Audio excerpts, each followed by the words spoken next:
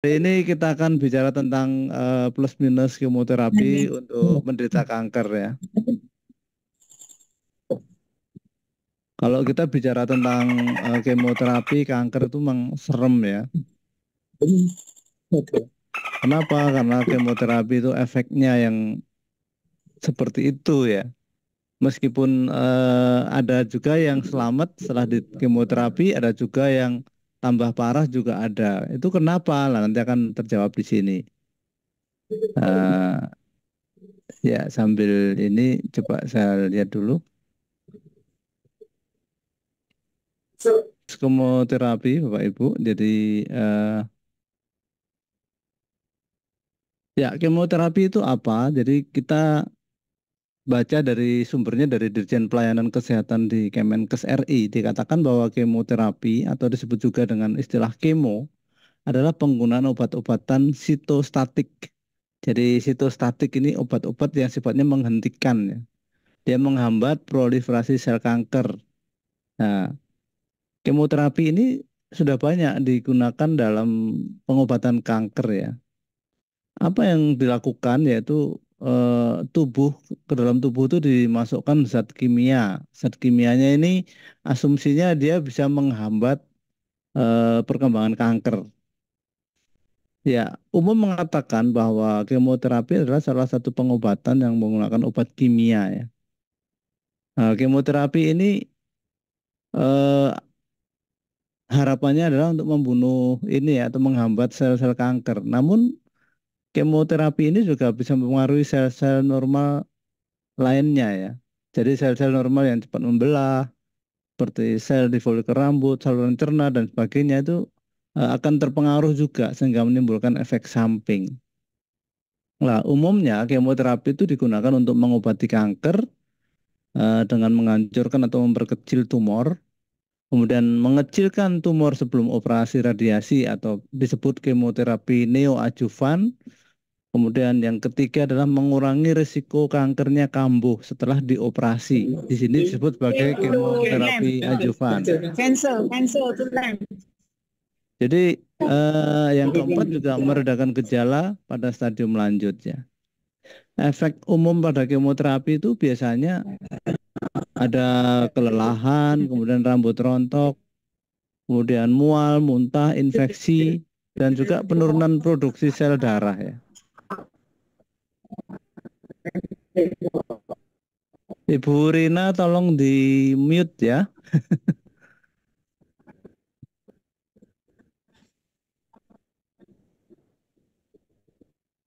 Seperti itu efek sampingnya banyak ya, ada rambut rontok, mual, muntah, infeksi, jadi penurunan imun juga bisa terjadi dan juga penurunan produksi sel darah itu.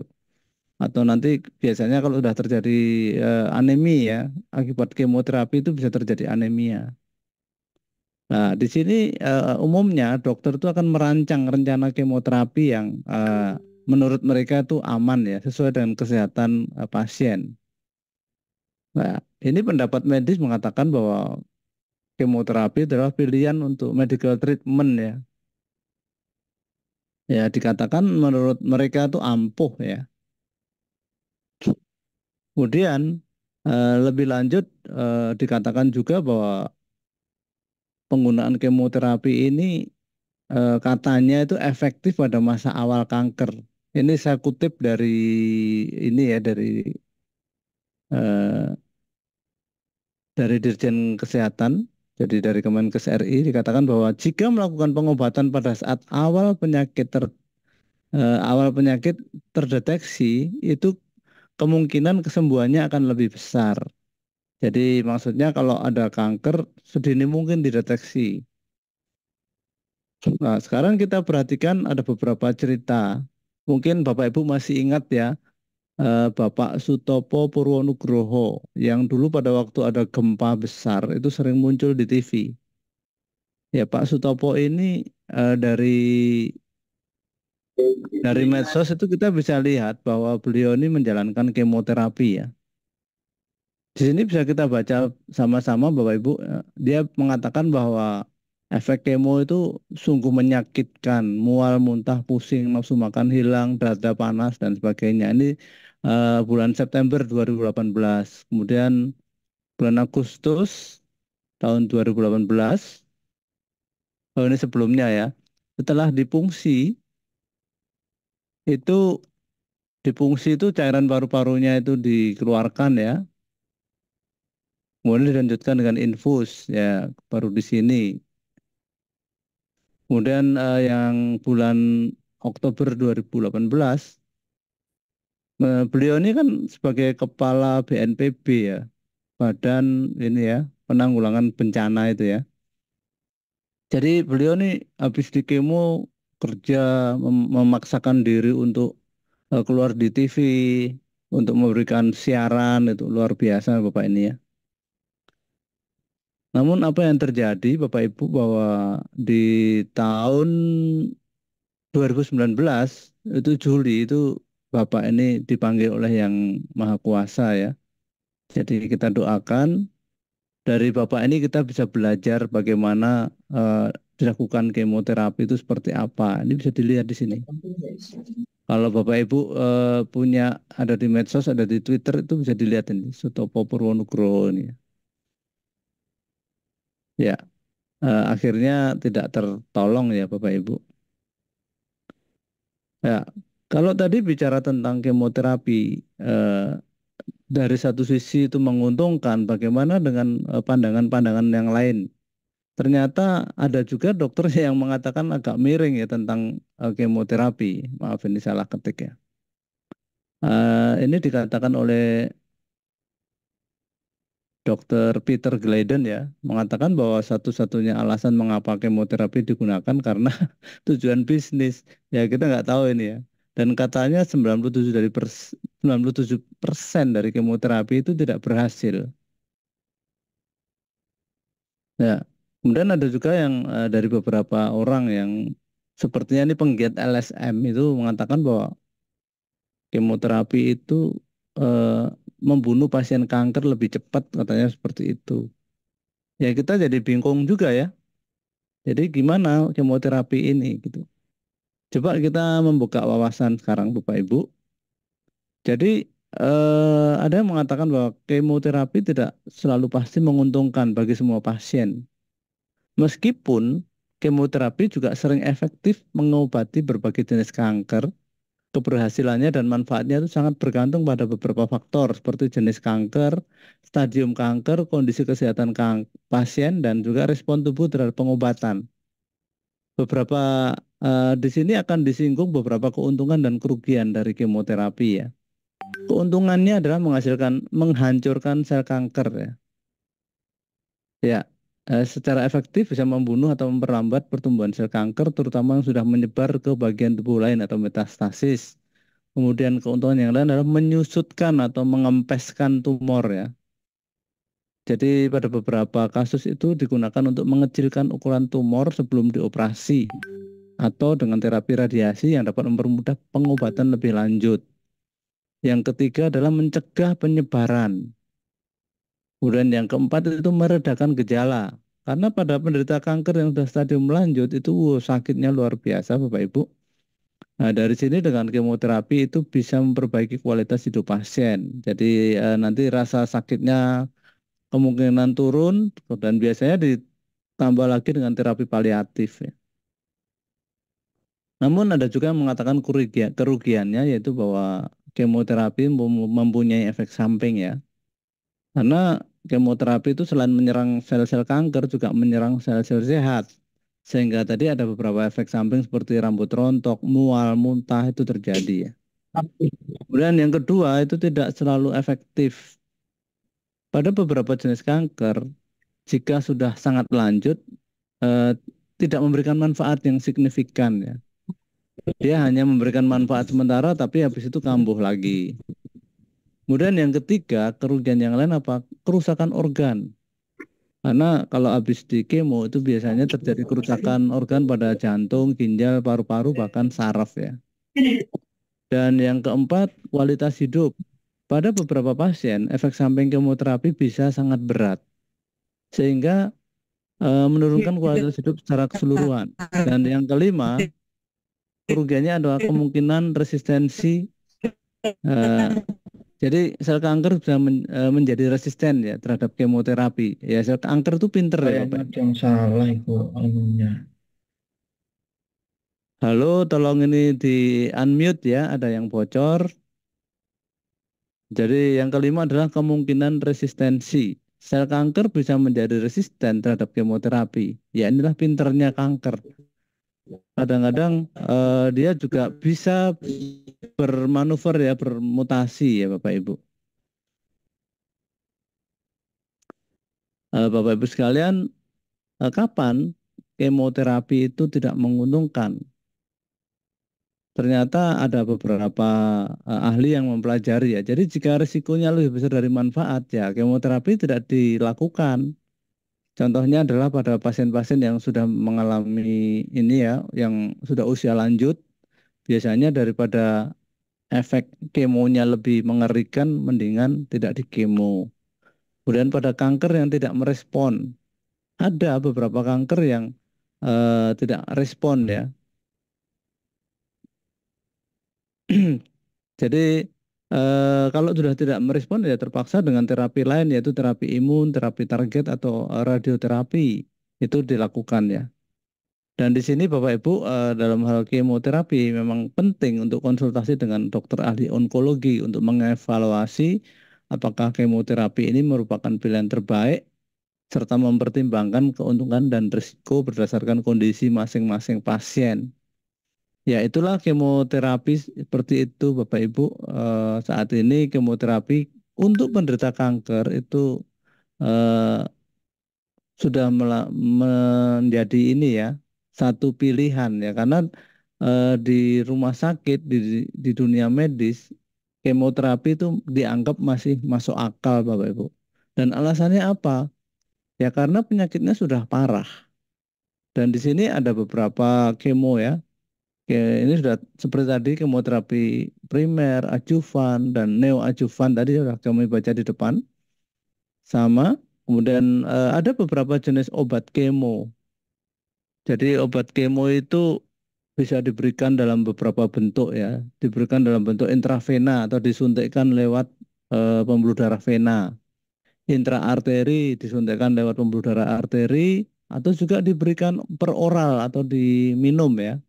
Kemudian intratekal itu diberikan lewat cairan pada otak, ya, pada sistem cerebrospinal ya, pada otak ataupun pada sekitar di ini ya, sistem saraf pusat gitu. Kemudian intraperitoneal atau pleural itu diberikan atau disuntikkan pada perut ataupun pada sekitar ini ya antara perut dan dada itu ya. Pada paru-paru bisa. Kemudian intramuskuler atau pada disuntikkan pada otot ya, biasanya pada pantat, kemudian subkutan atau disuntikkan pada kulit ya. Kayak menyuntikkan itu ya apa insulin itu ya, bisa juga. Di sini walaupun sebagian besar kemo itu dilakukan di rumah sakit, ternyata kemo itu juga bisa dilakukan secara mandiri. Nah, kita sering melihat bahwa ada beberapa orang yang mengalami efek samping dari kemo, biasanya rambutnya rontok ya. Itu obatnya apa aja? Ternyata jenisnya ini ada paclitaxel, ifosfamid, doxorubicin dan sebagainya ini ya. Ini yang menyebabkan rambut rontok. Dan ini rata-rata harganya mahal Bapak Ibu. Kemudian ada lagi untuk pada kanker payudara biasanya menggunakan jenis tamoxifen. Itu cara kerjanya adalah dia menghambat atau menghalangi estrogen menempel pada sel kanker dengan harapan eh, pertumbuhannya bisa terhambat atau berhenti. Kemudian ada juga Tykerb, nama generiknya lapatinib ya. Ini adalah terapi target pada eh, breast cancer. Breast cancer ini cukup sulit ya Bapak Ibu ditangani sehingga banyak kasus-kasus kematian itu dari breast cancer ini.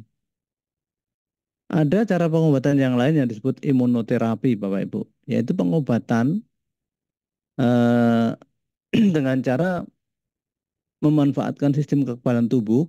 untuk melawan penyakit. Jadi sistem kekebalan tubuhnya itu dirangsang atau dimodulasi respon imun tubuh sehingga dia akhirnya bisa mengenali dan menyerang sel-sel yang abnormal. Tapi ini dengan obat-obatan kimia ya Bapak Ibu.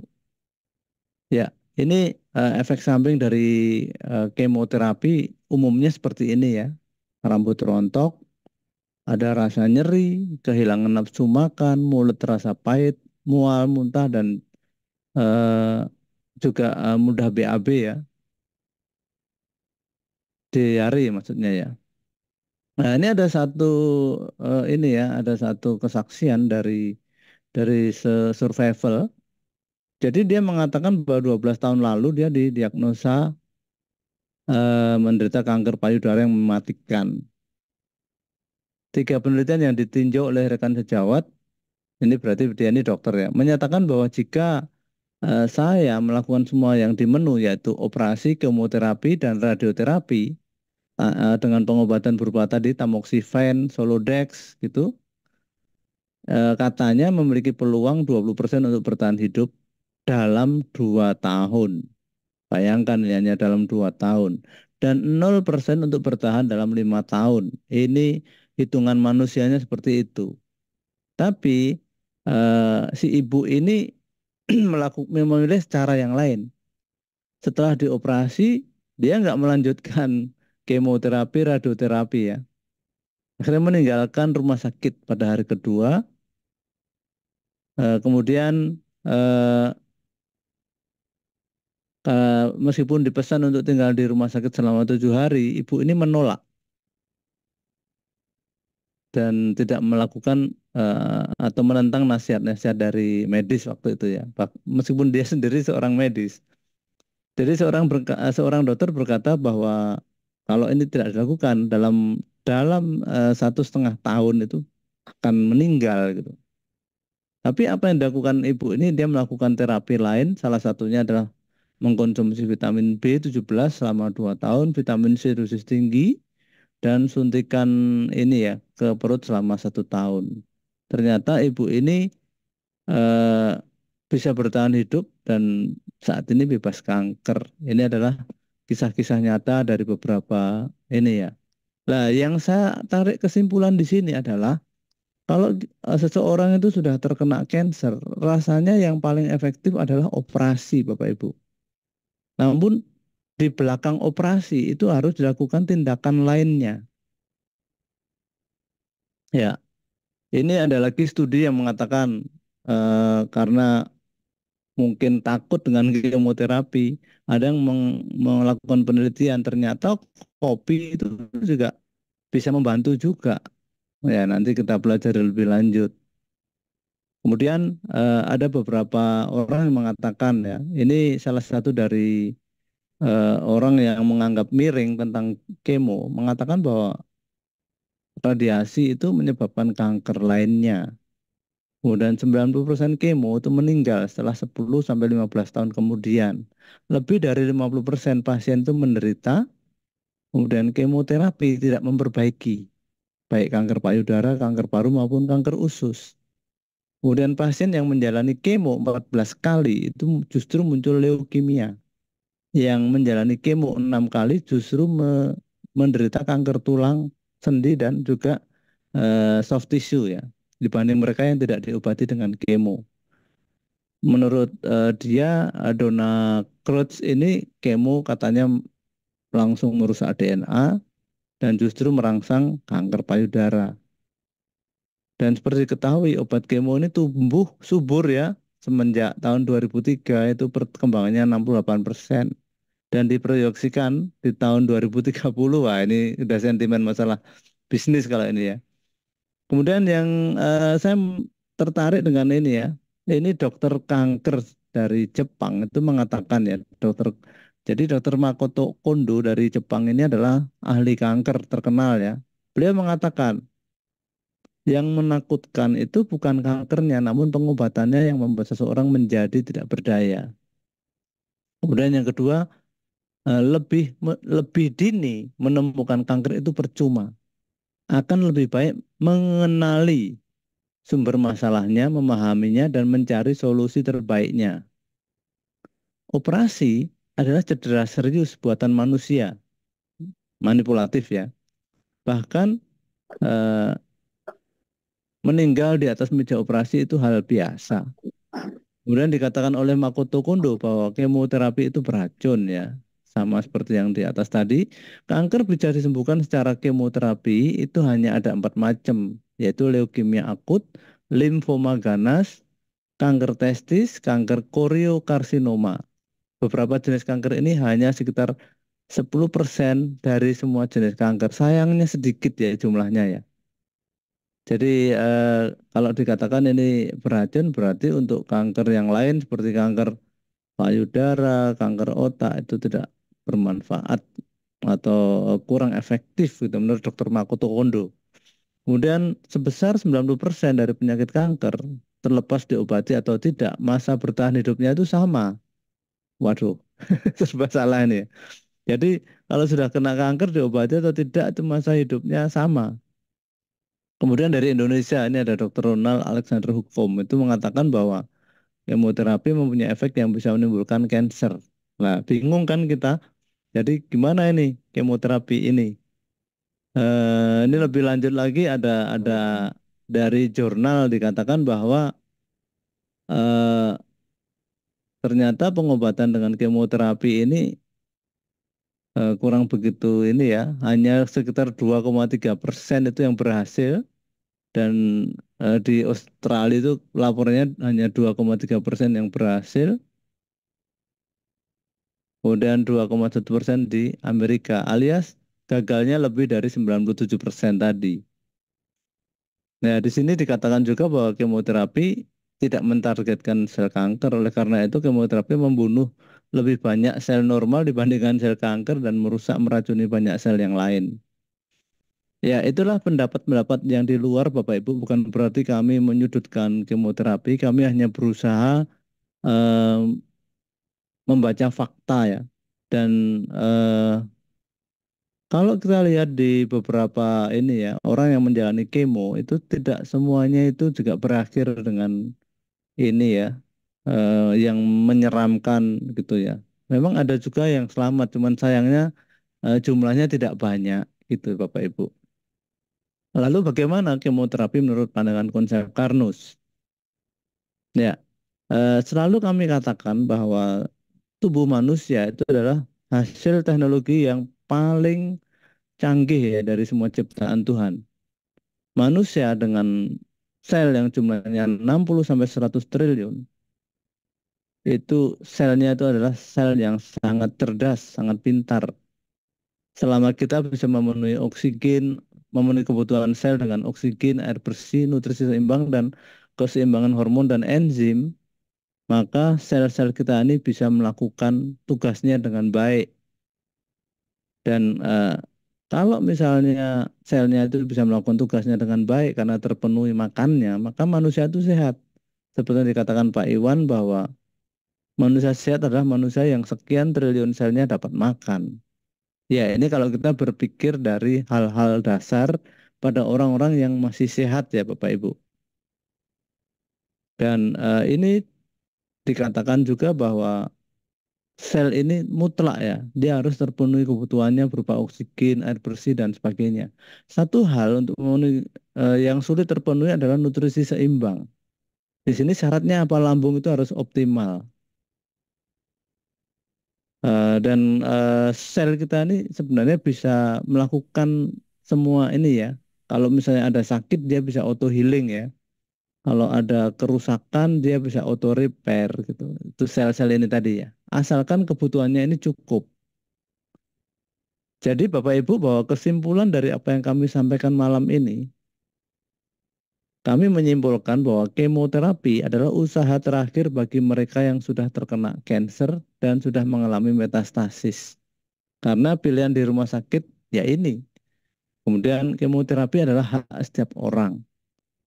Kita boleh saja menolak, tetapi konsekuensinya kalau kita menolak maka karena saat ini rumah sakit masih menggunakan ininya ya apa standarnya adalah kemo ya kita kalau menolak kemo ya kita nggak bisa mendapatkan fasilitas di rumah sakit. Kenapa ini kok masih di ini ya? Karena penelitian yang paling banyak masih dari kemoterapi. Yang non kemo itu penelitiannya masih kurang, sehingga eh, ada ada hal yang dianggap kurang kuat ya alasannya gitu. Kemudian mereka yang menjalankan kemoterapi itu akan mengalami efek yang tidak lazim ya. Dan di sini eh, dalam hal pandangannya terhadap kemoterapi, konsep Karnus hanya bisa membantu menurunkan efek samping dari kemoterapi ini. Kalau sudah kemo ya Bapak Ibu. Tapi yang paling penting menurut pandangan konsep Karnus sehubungan dengan kasus cancer dan kemoterapi, yang paling penting adalah setiap orang itu mengetahui perjalanannya, mengapa terjadi cancer dan bagaimana penanganannya yang benar, terutama pada saat kondisi tubuhnya masih sehat. Kemudian yang keempat, kesimpulan kami adalah baik radiasi, imunoterapi, PET scan, kemoterapi adalah tindakan yang sifatnya manipulatif yang tidak sesuai dengan algoritma tubuh manusia. Dan kesimpulan yang kelima, kami katakan bahwa sel tubuh manusia adalah ciptaan Tuhan yang teknologinya sempurna. Selama kehidupan dan proses di dalamnya sesuai dengan algoritma yang disematkan oleh Tuhan, baik sel, organ, dan sistem pada tubuh manusia akan mampu mengatasi berbagai gangguan kesehatan, yaitu berupa kanker, terutama kanker ya. Dengan cara apa? Yaitu metabolisme yang benar, proliferasi DNA-nya normal, dan upaya DNA repair. Itu tubuh sudah mempunyai fasilitas itu. Jadi kalau misalnya terjadi gangguan kesehatan, misalnya terjadi gejala kanker misalnya, tubuh itu sudah bisa melakukan ini ya, antisipasinya yaitu dengan cara kalau selama metabolismenya benar, maka otomatis DNA-nya itu akan berjalan normal, tidak muncul sel yang abnormal ya, tidak normal ya. Dan juga kalau misalnya terjadi baru awal mau terjadi kanker, itu biasanya ada upaya namanya DNA repair. Ya, seperti ini eh, kami selalu menyampaikan bahwa terjadinya kanker atau terjadinya sel abnormal adalah jika sel induk itu eh,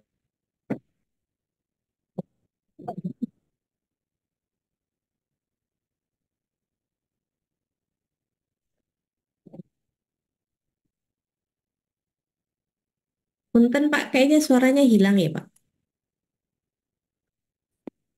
halo, apakah masih hilang? Nah, sekarang sudah jelas Pak. Makasih Oh Pak. maaf eh, ini apa sinyalnya ini Bu. Baik baik. Jadi kenapa kok sampai terjadi sel abnormal? Ternyata masalahnya adalah karena adanya malondialdehyde pada proses metafase ya. Jadi proses pembentukan DNA menjadi sel yang baru ini ada beberapa fase. Interfase, profase, metafase, anafase, dan nanti eh, telofase ya. Di sini kenapa kok muncul terjadi cancer? Yaitu karena adanya MDA atau malondialdehyde. Malondialdehyde ini terbentuk dari mana? Ternyata dari kolesterol. Kalau tadi dikatakan Pak Aris yang dari Pontianak, rata-rata kenapa ya orang diabetes itu kok juga lebih gampang cancer? Inilah jawabannya. Pada orang diabetes, awal mulanya di dalam darah itu banyak lemak, banyak kolesterol. Nah, kolesterol itu kalau ketemu dengan inisiator, eh, nanti akan terjadi namanya partial oksidatif. Inilah yang terjadi malondialdehyde ini. Kalau metabolisme tidak sempurna, selain adanya kolesterol yang banyak di dalam darah, biasanya tubuh akan menggunakan keton sebagai energi alternatif ya untuk darurat. Nah, keton ini juga kalau ketemu dengan oksigen itu juga menjadi keton radikal. Inilah yang menyebabkan cancer. Ya, yang paling penting kesimpulan dari pembahasan kami malam ini adalah ya kemoterapi seperti itu. Mau tidak mau Kalau kita mengikuti prosedur medis, kita kalau sudah terkena cancer ya harus di kemo ataupun tidak, itu terserah. Tapi yang paling penting adalah kita mengetahui jalur ini. Ya, adanya malondialdehid dari mana asalnya? Ya, beberapa ahli sudah menggambarkan bahwa perjalanan penyakit kanker itu kenapa? Karena sel yang normal pada waktu dia membelah diri, dia membutuhkan materi genetik. Nah, materi genetik ini kalau berubah oleh karena sesuatu, biasanya oleh karena adanya ROS. Kemudian materi genetik yang berubah ini masuk ke DNA atau RNA, sudah akhirnya terjadi sel abnormal. Dan selain pada DNA dan RNA ternyata ini juga bisa mempengaruhi produksi hormon. Ya, seperti ini kanker itu. Jadi kalau DNA seluruh hasil mitosis berubah. Kalau RNA produk sel itu berubah. Ya, bisa ke hormon, ke enzim juga, dan ini biasanya akan menyebabkan berbagai jenis kanker ya. Apa itu ROS atau reaktif oksigen spesies adalah radikal bebas, adanya radikal bebas ya. Biasanya radikal bebas ini muncul dari sel lemak yang lama berada di aliran darah, kemudian dia ketemu dengan inisiator, nanti akan berubah menjadi radikal bebas. Nah, inilah yang disebut malondialdehid tadi di sini. Biasanya dari lemak, kolesterol, ataupun dari keton, kemudian ketemu dengan inisiator, ketemu dengan oksigen, dan sebagainya, menjadi radikal bebas. Sehingga menyebabkan kerusakan DNA. Tapi ada juga sumber dari lain ya, dari virus. Misalnya kemarin kan ada habis peristiwa pandemi COVID, banyak ditemukan orang-orang yang terkena COVID itu ternyata mengalami juga kanker dari virus ini. Bapak Ibu sekalian, menarik sekali malam ini kalau kita bicara tentang kemoterapi ya. Dan tentunya kalau kita bicara kemoterapi itu ternyata mau tidak mau kita harus mengerti tentang cancer. Jadi apa yang kami sampaikan malam hari ini, kami menarik ada 11 bahasan. Yang pertama, kanker itu adalah penyakit degeneratif yang diawali dari gangguan metabolisme, terutama metabolisme kolesterol. Ini yang sering dibahas Pak Iwan. Karena kolesterol itu satu-satunya nutrisi yang bentuknya polimer yang ada di dalam darah. Kalau kolesterol itu, metabolisme kolesterol itu gagal, akan menyebabkan hiperkolesterol ataupun dislipidemi pada profil darahnya. Ini awal pertama. Kemudian poin yang kedua, lambung yang tidak optimal itu merupakan sumber masalah terjadinya gangguan metabolik ini. Poin ketiga, pola hidup tidak sehat seperti makan tidak teratur, menunda makan ataupun makan makanan yang melebihi kapasitas, terutama kapasitas lambung, adalah penyebab awal dari kerusakan lambung. Ini kalau sudah lambungnya kena ya. Kemudian yang keempat, mengkonsumsi obat-obatan seperti obat anti nyeri, antibiotik, dan lain-lain tanpa pantauan ataupun yang tidak rasional itu sangat berpotensi menyebabkan gangguan lambung. Yang kelima, gangguan lambung sebaiknya direkonstruksi, tidak diobati dengan obat penetral atau penghambat asam lambung. Karena penggunaan obat ini justru membuat kekacauan sistem. Makanya banyak orang yang kena sakit lambung akibat lama minum obat-obat ini, berisiko juga terjadinya kanker. Yang keenam, gangguan lambung dengan hiperkolesterol dan dislipidemi adalah penyebab awal terjadinya kanker yang makin menjadi jika kolesterolnya mengalami proses oksidasi parsial. Ini yang menyebabkan malondialdehid tadi. Siapa? Karena adanya inisiator oksidatif ini. Kemudian yang ketujuh, tubuh melalui kinerja sel yang benar sebenarnya bisa mengeliminir ya. Kalau misalnya metabolismenya itu benar, nggak melenceng, nggak keluar dari algoritma, tubuh itu bisa mengeliminir terjadinya kanker melalui cara-cara seperti DNA repair, apoptosis, cell death program, kemudian pengendalian siklus sel melalui protein P53, peningkatan imun, mekanisme pembatasan telomer, respon hipoksia, penghambatan pertumbuhan sel kanker melalui enzim, tumor supresor gen, dan lain-lain. Banyak sekali tubuh dalam mengantisipasi atau mengeliminir terjadinya kanker. Yang kedelapan, jika sel mendapatkan kebutuhannya dengan baik dan benar, maka tubuh akan mampu menghambat munculnya kanker seperti poin 7 ini. Kemudian yang kesembilan, jika sel tubuh tidak mencukupi asupannya, nah di sini sel itu tidak mampu mengontrol secara alami dan terjadi kanker. Maka dikatakan oleh Pak Ewan tadi bahwa sel manusia yang sehat adalah jika selnya itu tercukupi, sel yang kenyang, yang makan ya gitu ya. Dan yang ke-10, pemenuhan kebutuhan sel dengan memberikan nutrisi sel dan lain-lain yang cukup adalah cara bijak dalam melawan kanker, terutama pada orang yang masih sehat. Dan yang ke-11, kemoterapi adalah jalan terakhir ya, setelah dilakukan operasi. Jika semua yang telah dilakukan itu menemui kegagalan. Kemoterapi bukan pilihan utama yang harus dilakukan jika seseorang terkena kanker. Jadi seperti itu Bapak Ibu, apa solusinya supaya kita terhindar dari kanker dan kita nggak lagi masuk ke ini ya, pertentangan kemoterapi, sudahlah itu urusannya mereka gitu ya. Kita sendiri kalau bisa jangan masuk ke sana.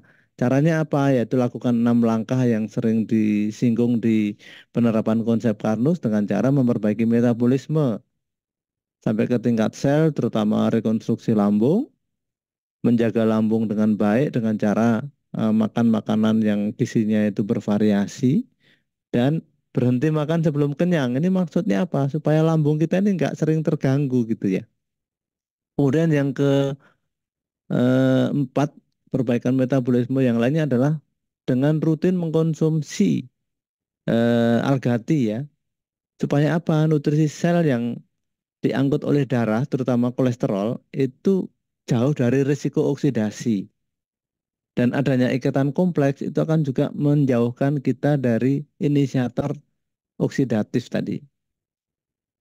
Langkah yang kedua, konsumsilah makanan manusia. Seperti kita ketahui bahwa kalau tubuh kita ini kemasukan makanan yang bukan makanan manusia, terutama zat-zat anorganik, itu banyak masalah ya Bapak Ibu. Termasuk juga hindarilah makanan meskipun makanan manusia tapi dimodifikasi. Akibatnya sulit dicerna oleh tubuh, itu juga berisiko sekali. Contohnya misalnya makan makanan yang mengandung krimer ataupun makanan masakan yang lemaknya terpolimerisasi seperti kayak gudeg, rendang, itu kan juga akhirnya susah dicerna Bapak Ibu. Dan yang keempat, kalau misalnya di dalam tubuh kita ini banyak lemak, sebaiknya segera dibakar menjadi energi. Di sini sudah kita fasilitasi adanya beras karnus, itu adalah untuk mempercepat pembakaran lemak menjadi energi ini. Kemudian yang kelima, pastikan istirahat cukup, berpikir positif, dan selalu bersyukur dengan algoritma kuantum. Dan yang keenam, penuhilah dengan vitamin D yang cukup dengan cara berjemur. Karena beberapa penderita kanker itu rata-rata vitamin D-nya itu ini ya, vitamin D-nya itu kurang ya. Apa yang kami sampaikan dari beberapa materi tadi eh, sudah terbukti di sini juga Bapak Ibu. Jadi beberapa, kalau tadi dikatakan bahwa kemoterapi itu hanya eh, bisa efektif untuk ini ya, untuk 10% dari jenis-jenis kanker tadi ya, yang tidak termasuk kanker otak itu tidak efektif kalau dengan kemoterapi, itu ternyata benar. Jadi pada adik Safa ini setelah dioperasi orang tuanya tidak melanjutkan ke kemo, tapi langsung dilanjutkan dengan penerapan konsep Karnus, ternyata justru hasilnya sangat baik ya. Terbukti bahwa sudah lebih dari 5 tahun adik Safa ini sehat dan sekarang udah kelas 1 SMA. Dan ini juga yang tidak masuk tadi ya, kemoterapi tidak efektif untuk kasus retinoblastoma, dan ini sudah dibuktikan pada adik Mutiara. Setelah dioperasi dilanjutkan dengan penerapan konsep Karnus, ini sehat. Kemudian yang lainnya, kalau yang kelenjar getah bening itu efektif ya kalau dengan kemo tadi dikatakan ya. Tapi apa yang dialami Pak Garjito ini waktu itu habis di kemo nggak kuat, dan mungkin kalau tidak segera diberikan nutrisi Karnus, akibat efek kemo itu justru nanti ini ya, tubuhnya bermasalah. Tapi beruntung ya waktu itu segera konsumsi nutrisi Karnus dan eh, kebugarannya pulih kembali. Teratoma ini juga tadi tidak masuk dalam program ini ya, tidak efektif dengan kemoterapi. Ini yang dilakukan adik ini adalah operasi dan dilanjutkan dengan nutrisi Karnus. Hasilnya juga baik, termasuk juga Oma Popi ini dulu sudah dioperasi di kemo, tapi karena efek sampingnya banyak lari ke konsep Karnus. Ya, beruntung ya. Ya, seperti itu Bapak Ibu. Tetap utamakan rekonstruksi lambung meskipun kita tidak sakit ya. Rekonstruksi lambung itu penting sekali karena seperti kita pahami bahwa lambung itu adalah organ yang paling sering terzolimi Bapak Ibu. Kita jangan menunggu sakit mah. Jangan menunggu sakit ulu hati baru konsumsi Agisirya. Tetapi sebelum kita sakit, ada baiknya setiap hari kita minum Agiserial ya. Supaya dinding lambung kita ini akan terlindungi. Untuk yang masih sehat tidak harus minumnya, tidak harus 2 kali sehari, tidak. Setengah saset 1 kali sehari pun sangat bermanfaat Bapak Ibu. Ya, dengan Agi Karnus ya, kalau dulu namanya Agi Sereal, inilah penampakan dari yang baru. Ini isinya sama Bapak Ibu. Jadi tetap isinya adalah kolagen, pati resisten, oat, pekatul, dan sebagainya. Kemudian yang kedua, selagi masih sehat, juga jangan terlalu ini ya, jangan terlalu pikir-pikir kalau misalnya kita perlu mengkonsumsi antioksidan. Antioksidan ini penting sekali. Kenapa? Karena kita nggak mungkin lepas dari inisiator. Di sekitar kita ini banyak polusi udara. Di sekitar kita banyak makanan yang tidak sehat. Kalau misalnya ingin tubuh kita ini bisa terhindar dari eh, partial oksidatif, ya kita segera konsumsi algati ini. Jadi baik alga kul, algati ini, inilah yang akan menjawab. Kalau tubuh kita ini sudah bisa dikendalikan, yang paling penting adalah apa? Tubuh bisa mengkompensasi. Kalau misalnya terjadi gejala cancer dengan lambung yang baik, kemudian antioksidan yang cukup, maka sel-sel tubuh kita ini akan bisa bekerja lebih baik dibanding berbagai cara yang katanya canggih tapi justru mengerikan ya, kayak kemoterapi tadi. Yang paling penting adalah menjaga pada kondisi masih sehat ya. Kalau selnya sehat, nanti begitu ada gejala cancer, sel kita langsung bisa melakukan pekerjaannya, yaitu melakukan salah satunya adalah mengkoreksi kalau terjadi kesalahan. Itu ada enzim khusus ya yang bisa dihasilkan oleh sel. Kalau misalnya awalnya terjadi perubahan DNA, dia akan bisa melakukan DNA repair dan sebagainya. Kemudian yang lainnya tetap tetap fokus bahwa jangan sampai di dalam darah kita ini banyak kolesterol. Kalau ada kolesterol bakar, kita mengkonsumsi beras karnus, berolahraga, itu adalah cara untuk membakar kolesterol yang efektif. Dan kalau misalnya kita teledor, kadang-kadang, wah, saya sudah menjaga makanan, ternyata kadang-kadang kelolosan. Ini ada kita lengkapi dengan fibrosik untuk colon cleansing ya Bapak Ibu. Jadi seperti itu Bapak Ibu, penyampaian kami tentang kemoterapi. Kurang lebihnya bahwa kemoterapi itu adalah tindakan terpaksa ya sebenarnya ya. Kalau kita sudah terkena cancer, lebih bijaknya dari penyampaian kami hari ini bahwa supaya kita bisa sehat dan dan bisa terhindar dari cancer. Paling baik adalah menjaga pada saat sel kita masih sehat dan kita harus mengetahui kanker itu terjadi dari mana. Ternyata kita bersyukur bahwa konsep Karnus sudah menjelaskan dengan jelas bahwa terjadinya cancer adalah karena DNA-nya kemasukan sesuatu yang tidak diinginkan oleh tubuh manusia, yaitu adanya parsial oksidatif. Parsial oksidatif dari mana? Dari kolesterol yang teroksidasi.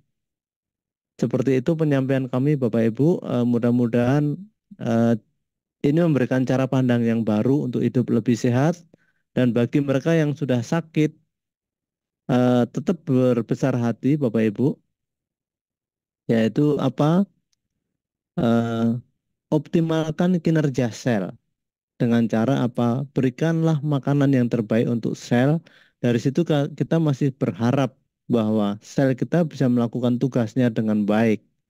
Kalau ada gangguan DNA terjadi, maka sel itu masih bisa melakukan DNA repair. Kalau misalnya terjadi efek samping dari kemo, beberapa nutrisi Karnus ini akan meringankan efek samping dari kemo dan juga akan memberikan kekuatan energi yang lebih kuat seperti itu. Ya, seperti itu Bapak Ibu, terima kasih penyampaian saya cukupi pada kesempatan ini. Mudah-mudahan bermanfaat dan kurang lebihnya saya mohon maaf kalau ada tutur kata kalimat. Pak, saya ini ya ke kena kanker payudara, Pak. Iya Ibu. Sudah dioperasi. Iya, Jadi memang saya itu ada kolesterol tinggi dari remaja ya, Pak ya. iya, Dan kelihatannya tadi yang Bapak terangkan itu mungkin ada di saya kayak kolesterol, kemudian mungkin em, saya sering minum kopi itu, kok dulu pernah ya kopi saset hampir setiap hari. Mungkin itu atau saya nggak ngerti. Nah, untuk tadi kan eh, ada alternatif lain selain kemo begitu ya Pak ya, iya, untuk memperbaiki sel kembali begitu. iya, Nah, eh, eh, apa saja yang perlu dilakukan tadi disampaikan untuk perbaikan lambung gitu ya Pak, iya, olahraga, body, mind, and soul gitu ya di olahraga.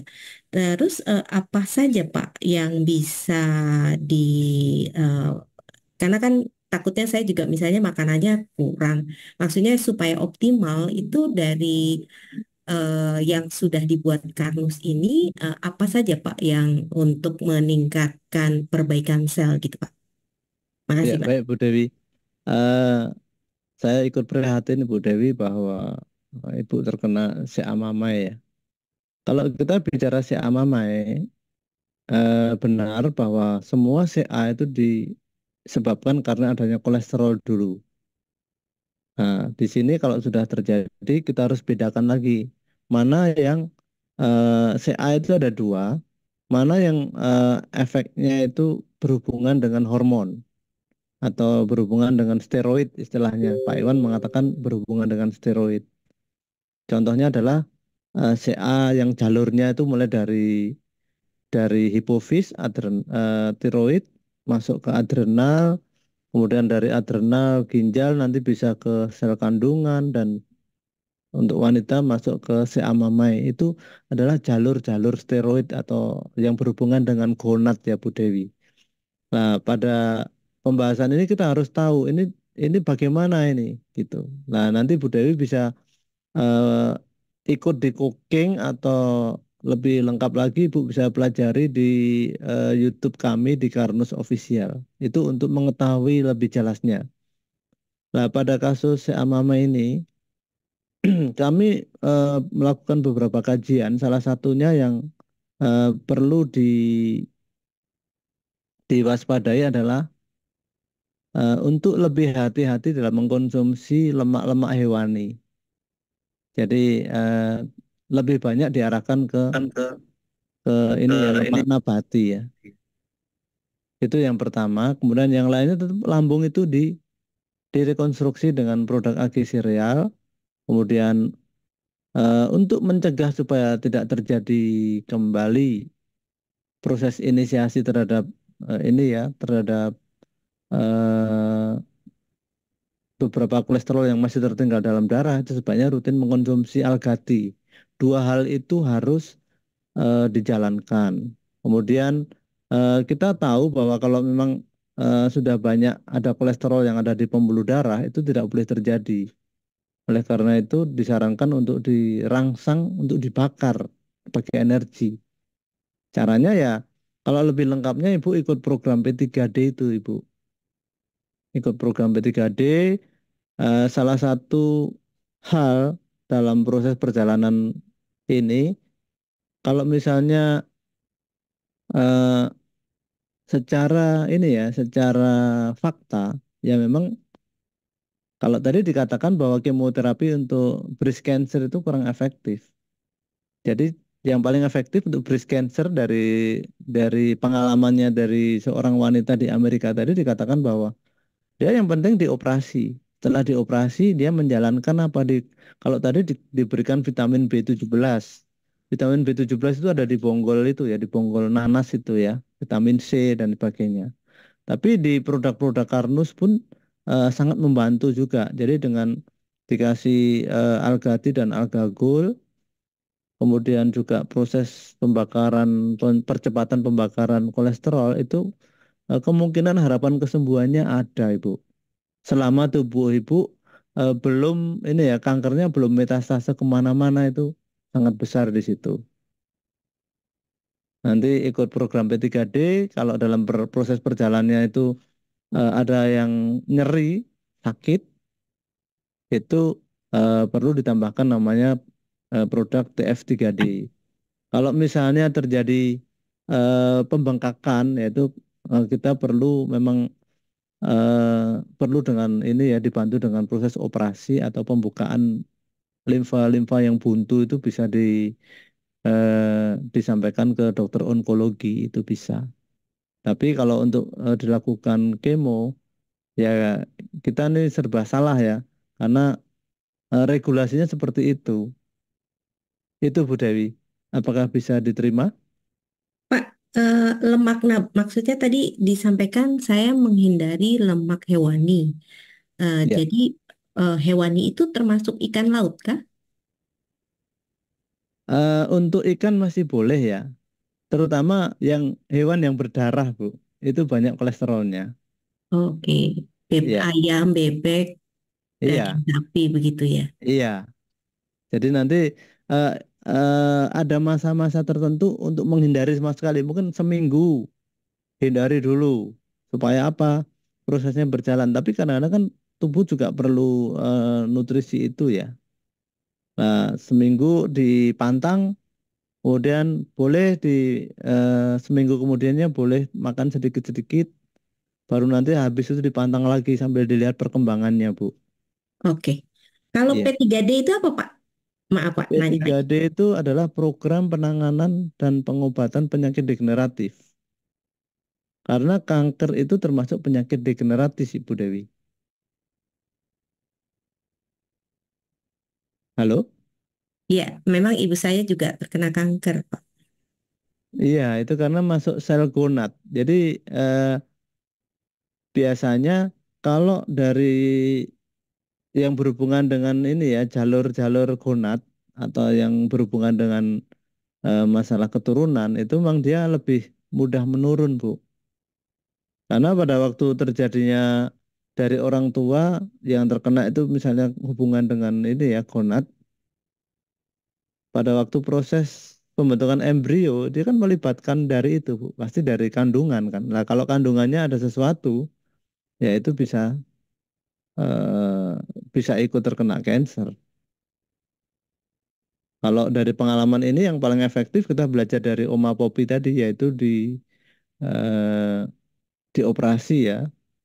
Habis dioperasi baru dilakukan dengan cara penanganan dengan P3D ini. Seperti itu, Ibu. Kalau misalnya tidak dioperasi, itu akan lebih banyak PR-nya. Karena betul-betul harus strict ya, menghindari makanan yang mengandung kolesterol. Karena dari kolesterol itulah masalahnya, gitu. Jadi kayak daging ataupun lemak apa protein hewani itu betul-betul dijaga itu Bu. Ya itu Bu Dewi, mudah-mudahan Oke, ini sambil nanti kalau misalnya ada yang belum jelas, nanti Ibu bisa masuk ditanya di admin kami, nanti Ibu masuk di grup konsultasi Karnus itu ada di Telegram. Khusus untuk umum itu kami membuka juga akan kami jawab di grup itu nanti. Begitu Bu Dewi. oke, baik. Terima Ya. kasih banyak, Pak. Terima kasih Bu Dewi. Mungkin ada yang lain?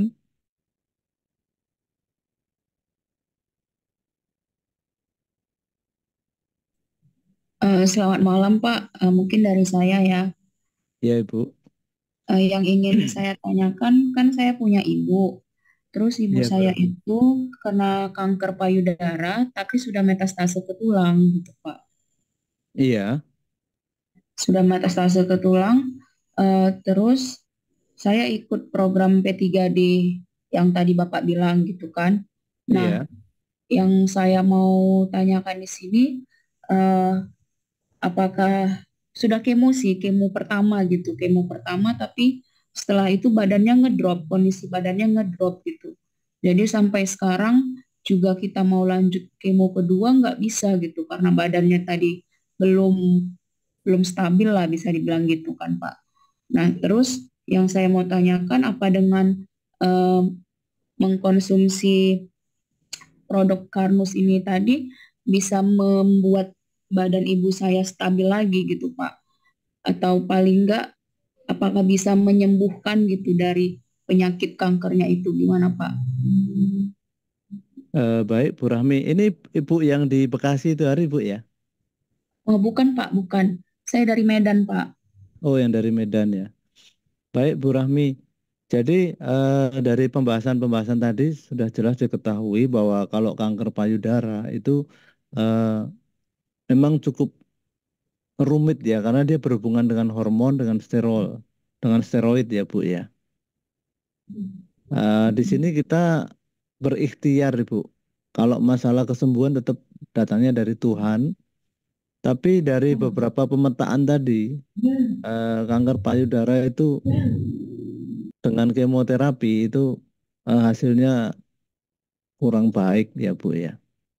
Tapi kalau misalnya kita mengikuti medis, ya kita nggak bisa menghindar itu yang dilema yang harus dijalankan. Jadi kalau memang misalnya sudah di kemo, kemudian sekarang ngedrop, ya sementara dikasih eh, produk-produk P3D tadi dengan harapan itu kekuatannya akan pulih kembali, Bu. Hanya dalam prosesnya betul-betul harus strict, Bu. Kenapa? Karena eh, proses untuk mengembalikan itu ada beberapa pilar yang harus kita jalankan. Tadi ada 6 langkah tadi ya. Yang paling penting adalah merekonstruksi lambung, kemudian nutrisinya itu betul-betul juga ditata ya. Banyak proteinnya dan proteinnya pun 70% diusahakan protein dari nabati. Dan pada periode tertentu selama seminggu kadang-kadang disuruh puasa protein dari hewani, terutama dari daging yang atau hewan yang berdarah itu ya. Kenapa? Karena kalau kita mengonsumsi eh, sesuatu yang dari hewan atau yang dari darah tadi itu adalah kolesterol. Padahal kolesterol itu masalah utama. Nah, kalau misalnya apa kolesterolnya terus ditambah dari makanan yang kita makan, maka tubuh itu akan PR-nya belum selesai, udah dikasih tambahan lagi, itu akan sulit. Di sisi lain, bagaimana kita harus berupaya menghidupkan kembali instrumen-instrumen pada sel yang disematkan ya, supaya dia bisa bisa auto healing, kemudian bisa DNA repair dan sebagainya. Itu harus kita hidupkan lagi. Salah satunya adalah dengan cara juga menghindari cara masak yang salah. Contohnya adalah tidak boleh mengkonsumsi makanan yang dimasak bareng kalau antara gula dengan protein terjadinya melat tadi ya. Kemudian yang cukup sulit itu adalah betul-betul menghindari makanan yang berminyak. Jadi semuanya serba kukus. Itu sudah disampaikan juga oleh Dr. Sugeng Ibrahim dari Semarang ya. Kalau ingin sembuh dari mama itu semua harus dikukus. Gorengan tidak boleh sama sekali. Nah, kalau seperti itu bisa dilakukan dengan disiplin, Bu, sesuai dengan panduan. Saya yakin kalau ibunda ini semangatnya masih ada, itu juga akan lebih baik. Nah, saya ingatkan kembali, saya tadi lupa menyampaikan ya, bahwa untuk supaya sel itu bisa melakukan tugasnya dalam hal melakukan DNA repair, melakukan koreksi, dan sebagainya, sel itu memerlukan energi. Nah, energi ini, siapa yang bertugas untuk menghasilkan energi pada tubuh, pada sel, adalah mitokondria. Mitokondria ini ada satu kelemahan, yaitu apa? Kalau orangnya nggak semangat, orangnya cemas, takut, khawatir, mitokondria itu nggak bisa menghasilkan energi. Oleh karena itu, faktor-faktor fisik, faktor-faktor eh, stres itu juga betul-betul harus ditekan. Seperti itu, Bu Rahmi. Ya, Oke Pak, terima kasih Pak. ya, terima kasih Bu Rahmi. Ini ada yang raise hand, silahkan.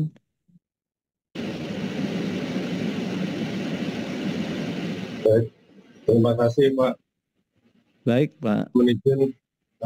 Yang pertama saya menyampaikan terima kasih atas sharing ilmunya Pak Santo ya. Kemudian eh, dapat saya informasikan bahwa saya ini kan ikut program pendampingan yang pakai Karno 1 bulan itu Pak. Tapi Baik, Pak. untuk penyembuhan diabetes Pak, bukan untuk kanker. Oh, baik, Yang Pak. saya tangkap di malam ini Pak ya, Iya, bahwa akar masalah dari semua penyakit itu, baik itu kanker ataupun diabetes, itu di lambung Pak ya. Akar masalahnya di lambung. Jadi ketika ya, lambungnya tidak berjalan dengan bagus, tidak berfungsi dengan baik, nah ini akan menimbulkan banyak penyakit gitu. Antara betul. lain ya kanker, diabetes, penyakit-penyakit yang lain. Nah, Iya. yang saya mau tanyakan ini Pak, untuk penyembuhan diabetes ataupun penyembuhan kanker itu bedanya apa Pak? Kalau di konsep Karnus ini, titik beratnya misalkan nih, penyembuhan untuk diabetes ini harus banyak mengkonsumsi AG sereal atau harus banyak mengkonsumsi algati atau seperti apa gitu Pak? Oh ya, Pak. Pertanyaannya bagus sekali ini. Betul, Pak, Ya, bahwa makasih Pak. bahwa masalah Pak Doni ya, bahwa masalah terjadinya berbagai penyakit degeneratif itu diawali dari lambung. Kenapa? Kalau lambung kita bermasalah, bukan berarti harus sakit lambung, tidak, Pak. Bahkan kadang-kadang orang ini nggak ada gangguan sakit lambung, tetapi pada akhirnya lambung itu gagal memecah protein jadi asam amino itu dulu. Ya, kalau di sisi lain lambungnya sehat pun juga bisa. Seandainya orang itu kurang mengkonsumsi protein. Akhirnya apa? Di dalam darah itu tidak terbentuk monomer asam amino. Nah, monomer asam amino ini penting banget ya. Kenapa? Karena untuk mengurai kolesterol itu diperlukan enzim ya. Namanya enzim lipoprotein lipase. Enzim lipoprotein lipase ini sangat dipengaruhi oleh keberadaan asam amino. Tubuh manusia supaya bisa melakukan tugasnya dengan baik, termasuk juga dalam hal healing terhadap cancer, itu memerlukan 22 jenis asam amino. Bayangkan banyak sekali itu. Nah, kalau asam amino ini cukup, maka kita akan sehat, Pak. Itu kuncinya di situ. Kalau asam amino nggak cukup gimana? Otomatis kolesterol yang ada di dalam darah itu kan sifatnya polimer, Pak. Jadi rantai karbonnya panjang. Itu harus dipotong menjadi rantai pendek supaya bisa dipakai tubuh untuk dijadikan berbagai macam, baik energi maupun untuk dibentuk jadi hormon dan sebagainya. Nah, kalau nggak ada asam aminonya yang 22 macam tadi, otomatis kolesterol itu akan terbengkalai, tidak terpotong, akhirnya dia ada di dalam darah, Pak. Padahal hukum hukum yang benar, kolesterol itu tidak boleh berada di dalam darah berlama-lama. Kalau dia berlama-lama di dalam darah, kolesterol akan ketemu dengan oksigen yang ada di dalam darah, dia akan berubah bentuk menjadi plak tadi ya. ataupun menjadi parsial oksidatif dan sebagainya. Kalau misalnya dia berubah menjadi plak, kemudian plak itu menempel di reseptor insulin, itu jadi diabetes. Tapi kalau dia berubah menjadi parsial oksidatif, kemudian dia masuk ke dalam DNA, dia jadi cancer. Jadi sumber masalahnya di kolesterol yang lama di dalam darah tadi. Lah bedanya kalau kalau orang diabetes itu hanya reseptor insulinnya reseptor insulinnya itu ketutup oleh lemak ini, Pak. Kalau pada orang diabetes itu ya, kalau pada orang yang cancer itu lemaknya itu sudah teroksidasi dan masuk ke DNA. Bedanya kalau pada diabetes itu lebih dititik fokuskan pada lebih banyak konsumsi ini Pak, agi sereal atau agi karnus. Agi karnusnya itu minimal 2 kali sehari. Kemudian yang lainnya batasi gorengan Pak. Gorengan, santan, krimer itu dibatasi. Kalau misalnya konsumsi minyak pun kita lihat-lihat dulu. Kalau misalnya HbA1-nya masih tinggi ya jangan. Tapi kalau HbA1-nya sudah mendekati normal, itu boleh konsumsi tapi dibatasi mungkin hanya seminggu sekali. Ya, dari pembahasan ini tentu Bapak Ibu pasti akan mikir ya kalau makan nasi goreng ya. Karena minyak itu sangat sulit dikelola, Pak. Bedanya jadi dibanding dengan karbohidrat atau gula dan asam amino, minyak itu beda sendiri. Kalau gula atau glukosa dan asam amino sudah dibentuk oleh lambung, otomatis itu bentuknya monomer, Pak. Kalau dia bentuknya monomer masuk ke dalam darah, begitu dia masuk ke target, yaitu masuk ke sel di sitoplasma, itu gampang. Tapi khusus minyak, begitu masuk ke dalam darah, dia bentuknya polimer. Itulah yang menjadi PR yang berat. Lah, untuk memecah-mecah itu semua proses eh, memanage semua yang apa ya proses kerumah tanggaan sel maupun proses-proses menjaga metabolisme tubuh itu memerlukan 2 hal penting yaitu adalah perlu ATP sebagai energi untuk memecah-mecah itu dan juga perlunya asam amino untuk sebagai enzim. Oleh karena itu selain mengikuti program P3D yang kita sarankan adalah eh, banyak konsumsi protein, Pak. Banyak konsumsi protein, kemudian olahraga itu harus. Kita seperti kita ketahui, orang-orang yang terkena diabetes itu karena akibat malas gerak. Nah, kemudian kalau sudah terjadi diabetes, olahraganya harus 2. Olahraga kardio itu untuk melancarkan aliran darah, yaitu dengan jalan kaki, Pak. Jalan kaki, jalan sehat itu olahraga kardio. Tujuannya untuk melancarkan aliran darah. Tetapi bagaimana dengan nasib deposit-deposit kolesterol itu? Itu harus dengan olahraga beban. Jadi habis jalan kaki sudah agak panas gitu di rumah mungkin kita angkat-angkat dumbbell yang ringan atau apa gitu Pak. Itu akan mempercepat ini ya setup juga akan mempercepat pembakaran kolesterol yang ada dalam darah. Apalagi kalau ditambah dengan makan beras karnus lebih cepat lagi. Ditambah lagi dengan berjemur akan lebih sempurna lagi begitu Pak. Jadi sudah tahu Pak ya bedanya kalau pada diabetes nanti lebih fokus di agi sereal Pak sama beras karnus. Kalau di cancer nanti karena banyak sekali ini parsial oksidatif, algatinya yang dibanyakin Pak. Pada diabetes itu algatinya cukup 2 kali sehari cukup. Tapi kalau pada penderita cancer, algatinya bisa sampai 7 kali sehari.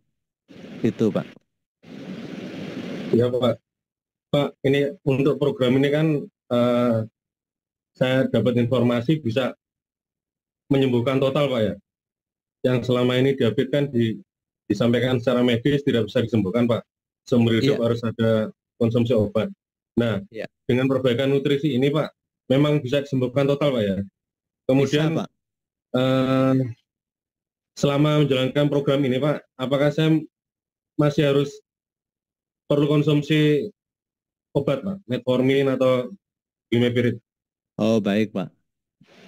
Jadi banyak yang salah persepsi ya. Selama mengikuti program ini, rata-rata obatnya di stop langsung tanpa adanya pertimbangan. Itu harus diperhatikan begini, Pak. Kalau mengikuti program terapi di Karnus adalah terapi integratif. Karnus tidak mengharamkan minum obat, Pak ya. Kenapa? Yang paling penting supaya tubuh kita segera mencapai HbA1c normal itu supaya lebih cepat itu gula darahnya harus dibuat secepat mungkin mendekati normal dulu dengan obat. Misalnya gini, katakan aja seseorang itu gula darahnya 400. Kalau dia nggak minum obat dengan gula darah 400, pada perjalanannya nanti sebelum sembuh ginjalnya sudah kena, Pak. Apakah itu mau? Nah, kita nggak mau. Jadi begitu gula darah 400 segera turunkan di angka 200. Tujuannya apa? Supaya ginjalnya aman, jantungnya aman. Karena untuk mencapai kesembuhan yang sempurna itu diperlukan ginjal yang bagus, jantung yang prima.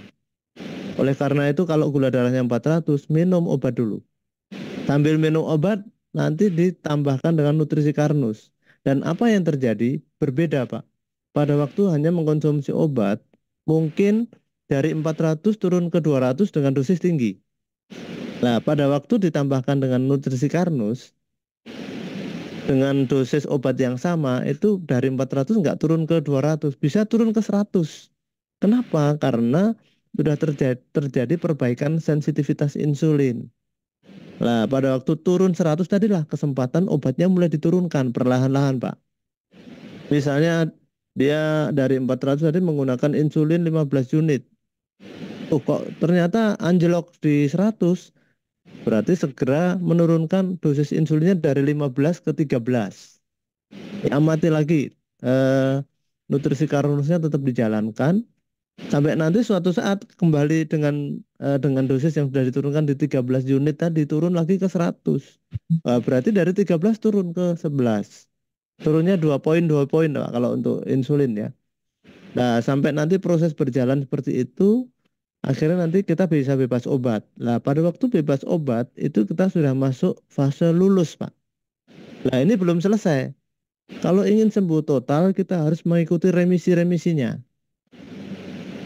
Harapannya dengan Bapak mengikuti 4 bulan, itu mohon ilmunya betul-betul diserap, Pak.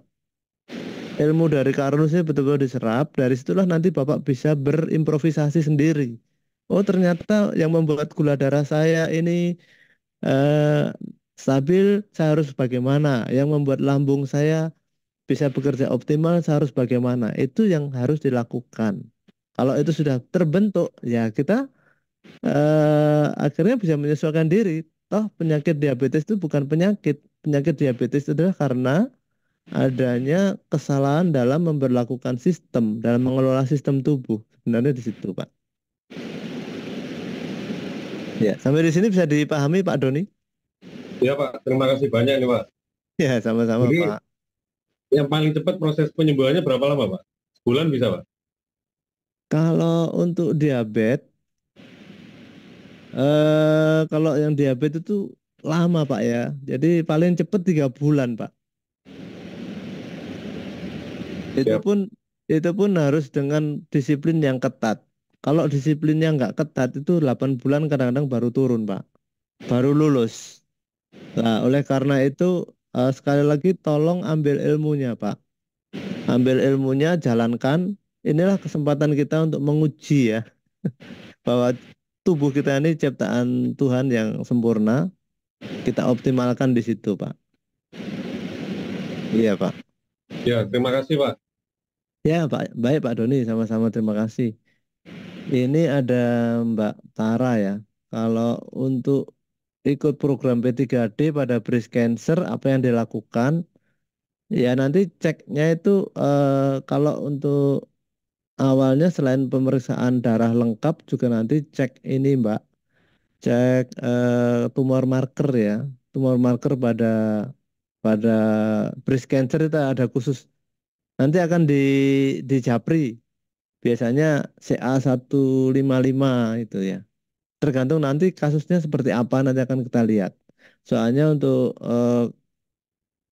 kasus-kasus cancer ini banyak ininya ya, banyak variasinya ya. Kadang-kadang mungkin kalau misalnya dia masih di organ tertentu belum metastase, kalau udah metastase ke usus misalnya nanti harus dilengkapi juga dengan eh, tumor marker CEA misalnya seperti itu. Tapi kurang lebihnya CA155 itu. Nanti akan kita bahas lebih lanjut tergantung kasusnya berbeda tiap orang. Kemudian ini ada pertanyaan juga dari Ibu Eka Prima ya. Pak Sabto mau tanya di luar tema. Kalau kaki sering merasa kesemutan akibat apa ya Pak? Jadi kesemutan itu adalah kondisi neuropati perifer Ibu. Biasanya serabut sarafnya kekurangan vitamin. Kekurangan vitamin B6, B1, B6, B12. Itu menyebabkan kesemutan.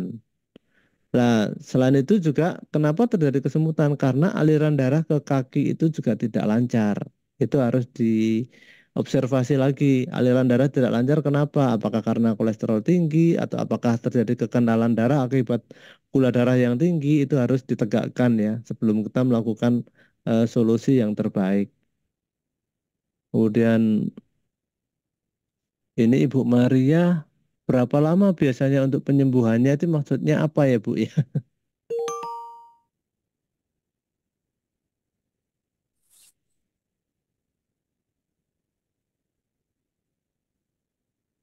Ya, silakan ini Bu Yesika ya untuk tumor tiroid.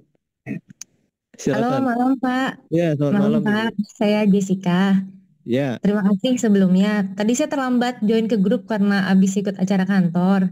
oh Nah, saya ini kan punya kondisi nodul tiroid. Sudah ya, dibiopsi dan jinak. Cuman ya, yang saya risaukan itu tumornya semakin membesar. Apalagi ketika makan, misalkan makannya banyak daging-dagingan sama goreng-gorengan gitu. iya. Pertanyaan saya, bisakah dengan konsep Karnus ini tumornya sembuh tanpa dioperasi, sembuh total gitu? Lalu gimana caranya? Itu yang pertama. Yang kedua, saya tuh udah beberapa tahun mengalami keanehan. Setiap periksa darah, LDL-nya selalu di atas 100. Kan paling maksimal 100, Iya. 130, 140. Walaupun kondisi makannya, maksudnya walaupun nih saya coba nih, oke saya nggak makan yang lemak-lemak, yang daging-daging. Dia nggak berubah gitu, seakan-akan kayak bawaan gitu Pak. Iya. Mohon penjelasannya Pak. Terima kasih. Ya, baik Bu Jessica. Jadi kalau bicara tentang kolesterol itu memang kita harus melihatnya dari hulu ke hilir ya. Kemungkinan harus ini dipastikan lambungnya apakah optimal atau tidak. Nah, Bu Jessica ini apakah sering minum obat mah atau tidak itu harus dievaluasi ya. Apakah ada gangguan mah nggak? Cuman semenjak enggak, sebenarnya sih dulu enggak sih Pak, cuman kadang-kadang aja mungkin kalau terlalu misalkan jarang banget sih. Cuman belakangan mah karena stres ketika tahu ada tumor tiroid gitu Pak. Iya. Jadi GERD. Ya, baik. Jadi memang itu berhubungan dengan gangguan mah. Kalau lambungnya itu tidak optimal, pasti eh, kolesterol itu akan ini ya, pengelolaannya kurang baik gitu, Bu. Nah, saran saya ada ataupun tidak rekonstruksi lambung itu dengan nutrisi karnus itu dengan AG sereal namanya. AG karnus itu ya. Itu satu. Yang kedua, kalau kita bahas masalah tiroid ya. Tadi menarik. Karena tiroid itu masuk di garis ini eh, dengan produksi steroid tubuh itu kan dari tiroid ke adrenal baru nanti ke hal-hal yang lain. Khusus untuk kanker yang berhubungan tiroid itu tidak boleh itu kolesterolnya itu tinggi. Tidak boleh kolesterol tinggi. Jadi eh, kolesterol totalnya mesti di bawah 200, syukur-syukur di 150-an, kemudian LDL-nya harus di bawah 100.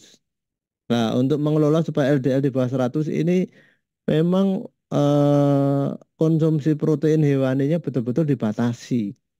Karena kalau kita makan daging, pasti ada kolesterol di situ. Itu sudah kolesterol ya. Jadi harus tahu apa tuh bedanya kolesterol dan fitosterol. Kolesterol itu adalah lemak yang ada di dalam darah, baik itu di dalam darahnya manusia ataupun di darahnya hewan. Otomatis kalau kita makan daging-dagingan, berarti kita memasukkan kolesterol ke dalam tubuh kita. Itu yang pertama. Yang kedua, kalau kita makan protein dari tumbuh-tumbuhan, tumbuh-tumbuhan itu nggak punya kolesterol. Dia punyanya fitosterol. Tapi ingat bahwa kalau tumbuh-tumbuhan yang kita makan ini lebih cenderung yang kita ambil adalah proteinnya. Misalnya kacang-kacangan, tahu, tempe, daun kelor, atau brokoli yang betul-betul organik ya. Karena brokoli itu kebanyakan yang beredar di pasar itu cemaran pestisidanya tinggi banget. Itu akan lebih aman. Makanya kalau tadi eh, habis makan daging lemak pasti membesar tiroidnya gitu. Lah, kalau misalnya ingin tidak dioperasi, memang PR-nya akan banyak. Kenapa? Karena kita betul-betul harus strict mengatur itu. Kalau misalnya belum ini ya, belum parah, itu masih bisa dengan cara metode konsep Karnus, yaitu caranya apa? Tadi ada 6 langkah tadi ya, lambungnya dioptimalkan, kemudian kita minimalisir mengonsumsi protein hewani dan optimalkan protein nabati. Kemudian juga stres itu betul-betul itu buang ya. Karena rasa cemas, takut, khawatir itu akan membuat pembangkitan energi tubuh kita melalui mitokondria tidak jalan. Makanya hati yang gembira itu adalah obat itu benar. Kemudian yang lainnya, kalau misalnya melakukan check up, tolong jangan libatkan yang check up yang melibatkan radiasi sinar X, apalagi PET scan itu jangan itu. Karena itu sangat-sangat buruk. Karena akan menyebabkan masa kanker itu akan menjadi berlipat-lipat ya. Menjadi lebih ganas gitu. Kemudian yang lainnya apa? Jauhilah makanan-makanan yang bukan makanan manusia. Tadi sudah dengar belum Jessica? Tuh, dengar itu Bu Jessica. Makanan bukan makanan manusia itu contohnya adalah makanan dengan pengawet, perasa, pewarna sintetis. Jadi kita kembali ke natural lagi. Kalau makan ayam ya ayam benar. Syukur-syukur ayamnya organik. Jangan makan mie rasa ayam. Itu adalah bahan kimia. Kemudian yang lainnya pewarna juga, termasuk pengawet itu juga kurang baik. Ya untuk lebih jelasnya nanti bisa ngubungi ini Bu. Mungkin perlu private konsultasi ya. Nanti ngubungi admin di Karnus. Admin di Karnus nanti bisa hubungi nomor, bisa tanya di itu ya di Karnus official, atau tadi yang hubungi siapa tadi yang kasih info tadi, yang ngasih info tentang Zoom malam ini itu bisa ditanyakan itu nanti. Nanti bisa ikut private khusus supaya nanti betul-betul dipetakan karena penanganan setiap cancer itu beda, kemudian kondisi setiap orang itu juga beda. Gitu Bu Jessica. Ada yang ditanyakan lagi atau mungkin sudah jelas? Oke, siap Pak. Terima kasih. Ya, makasih. Cukup dulu sih. Nanti mungkin saya akan hubungi. Makasih ya Pak. Baik, makasih Bu Jessica. Ya, ini masih ada 5 menit lagi. Ini ada Ibu Lisma ya. Mama saya mau kemo kanker payudara dan sudah metastase ke kelenjar getah bening. Apa yang harus dilakukan dalam konsep Karnus agar obat kemo tidak sangat menyakitkan karena sebelumnya tidak bisa jalan, lambung perih sekali dan tidak bisa melanjutkan kemo. Ya, untuk hal ini segera ini mengkonsumsi produk Karnus minimal adalah Agisera dan Algati ini ya Bu Lisma. Agi Karnus itu akan membantu memperkuat lambung ya. Kemudian Algatinya akan menurunkan ini ya efek dari kemo itu sendiri. Kemudian yang lainnya Bu Maria ya belum dijawab ini apa nih. Sebentar. Berapa lama biasa untuk penyembuhannya? Ini saya bingung Bu. Ini apa ini? Sakitnya apa? Bu Maria ini. Ya rata-rata untuk penyembuhan kalau cancer itu lama ya. Dia bisa sampai 1 tahun, Ibu. Tapi 1 tahun itu bukan berarti harus konsumsinya produknya banyak terus enggak. Itu banyak hanya di sekitar 4 bulan pertama. Kemudian selanjutnya itu tinggal maintenance. Maintenance tidak perlu dengan dosis yang lebih tinggi ya.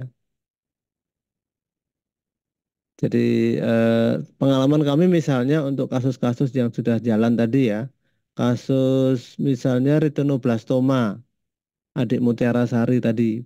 Di 3 bulan pertama itu kenceng ya. Jadi minumnya itu harus agi serealnya minimal 2 kali, agatinya 5 kali. Itu di 3 bulan pertama. Kalau sudah stabil, nanti diturunkan agi serealnya 1 kali, agatinya cukup 2 sampai 3 kali. Jadi pada maintenance itu biayanya paling-paling hanya sekitar ini ya, 600.000 sebulan. Nanti itu dilakukan selama 1 tahun. 600.000 per bulan selama 1 tahun itu berarti eh, mudah-mudahan terjangkau ya. Memang pada waktu attack di 3 bulan pertama itu memerlukan kurang lebih sekitar 900.000 itu di 3 bulan pertama. Karena minimal itu akan beli agi sereal 1 box, agak algatinya itu kurang lebih 2 box. Itu yang paling minimal. Kalau yang ideal ya memang harus ikut P3D.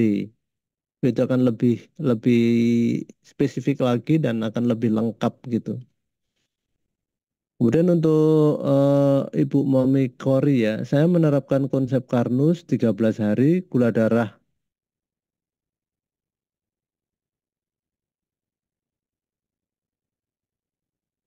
mana tadi?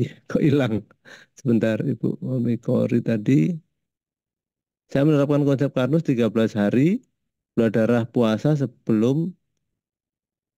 sebelumnya adalah 266 dan sesudahnya 180. Ini bagus Ibu. Tapi pola makan belum 100% sesuai konsep Karnus, masih selip-selip. Ya inilah tantangan ya. Kalau ingin lebih cepat ya sebaiknya lebih ini di 4 bulan pertama lebih disiplin Ibu supaya nanti Ibu masuk bulan keempat sudah lulus dan tinggal nanti maintenance atau remisi Ibu. Nah kalau nanti masih suka nyelip-nyelip nanti bisa-bisa lebih lama. Tapi semua saya kembalikan kepada Ibu ya.